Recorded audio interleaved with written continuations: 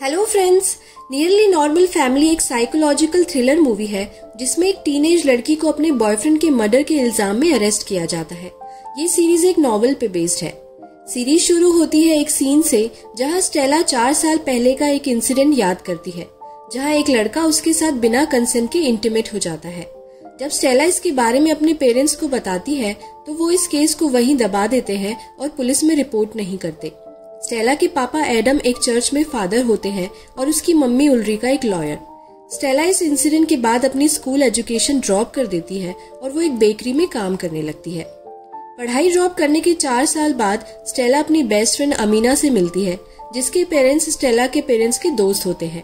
आज स्टेला का बर्थडे था तो वो अमीना के साथ एक बार में पार्टी करने जाती है। बार में अमीना के दोस्त स्टेला को पसंद नहीं आते क्योंकि वो लोग सिर्फ पढ़ाई की बातें करते हैं, इसलिए स्टेला बार से बाहर आ जाती है और एक लड़के से मिलती है जिसका नाम क्रिस होता है। क्रिस अराउंड 32 साल का होता है और स्टेला 19 साल की।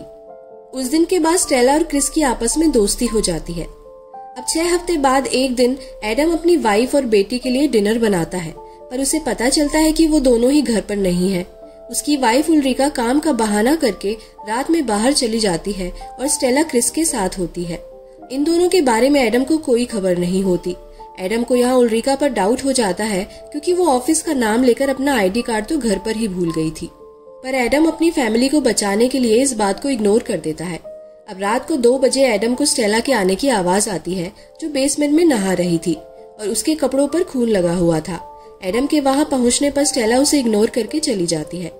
अगली सुबह एडम को दोनों माँ बेटी में बहस सुनाई देती है जहाँ स्टेला अपना खोया हुआ मोबाइल ढूंढ रही थी। अब एडम चर्च के पास पार्क में पहुंचता है जहां पुलिस आई हुई थी क्योंकि वहां एक लड़के का मर्डर हो गया था। दूसरी तरफ उल्रिका को उसके बॉयफ्रेंड मिकेल का कॉल आता है जो उसे बताता है कि उसकी बेटी स्टेला को क्रिस के मर्डर के लिए पुलिस ने अरेस्ट कर लिया है।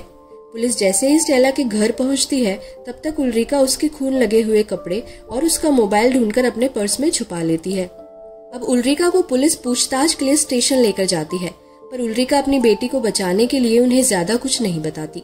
अब मिकेल जिसके साथ उल्रिका का अफेयर चल रहा था, उल्रिका उसे स्टेला का लॉयर बना देती है और फिर मिकेल स्टेला से बात करता है।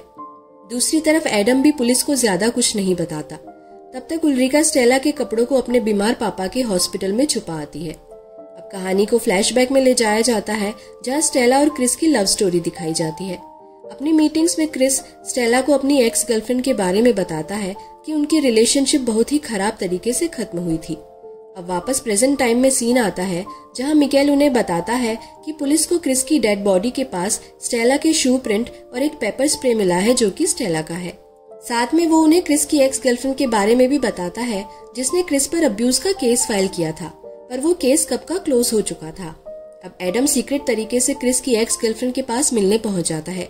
यहाँ से उसे पता चलता है कि क्रिस अपनी एक्स गर्लफ्रेंड को काफी अब्यूज किया करता था और साथ ही उसे काफी कंट्रोल करने की कोशिश भी करता था।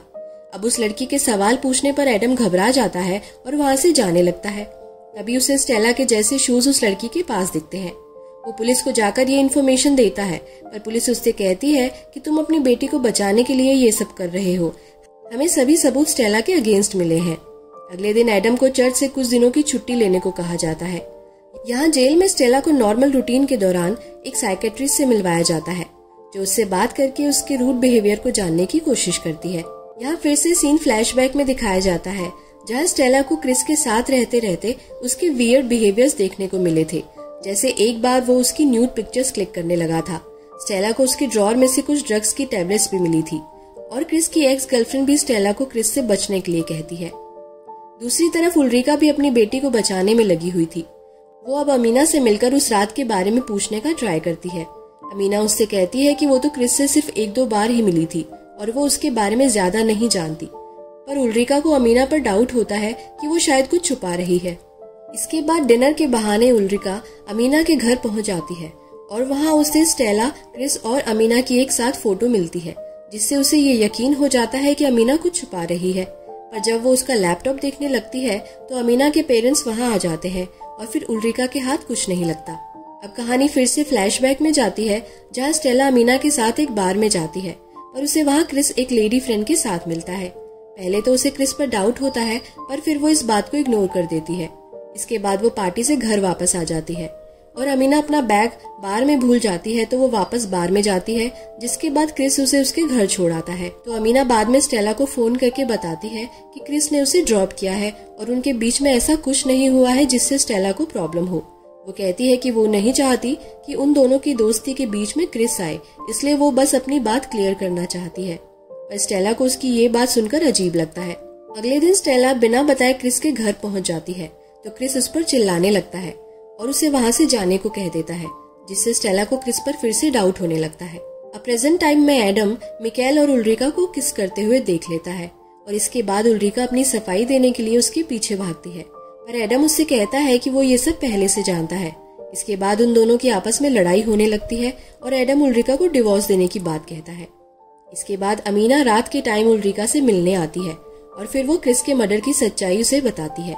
उल्रिका अमीना को ये सब बात छुपाने को कहती है और वो उससे पूछती है कि तुमने मर्डर वाला चाकू कहाँ छुपाया है। इसके बाद वो स्टेला के खून लगे हुए कपड़े जला देती है और उसका मोबाइल एक लेक में फेंक देती है।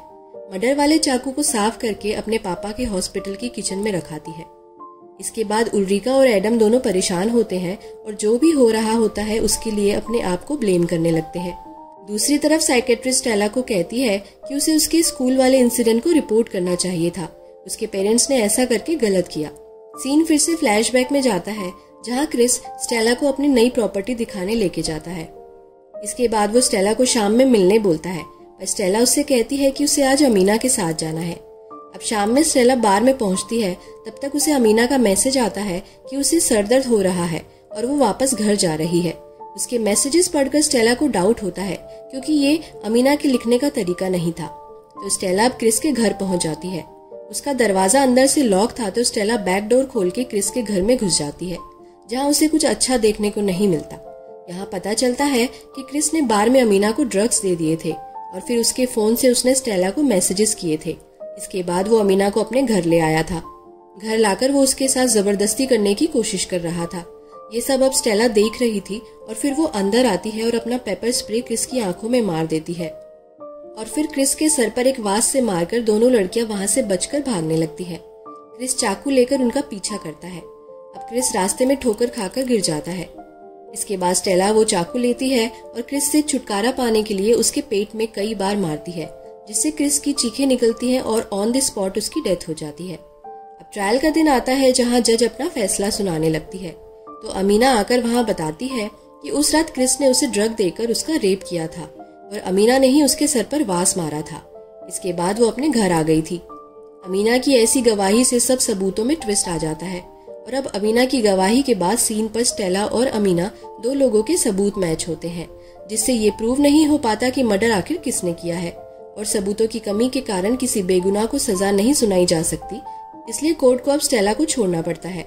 बिल्कुल ऐसा ही स्टेला की मम्मी उल्रिका ने प्लान किया था और इसलिए उसने अमीना को ये गवाही डायरेक्ट कोर्ट रूम में आकर देने को कहा था, ताकि पुलिस उसकी गवाही के ऊपर कोई और छानबीन ना कर पाए और मजबूरन कोर्ट को अपना फैसला सुनाना पड़े। और अब स्टेला फ्री हो जाती है।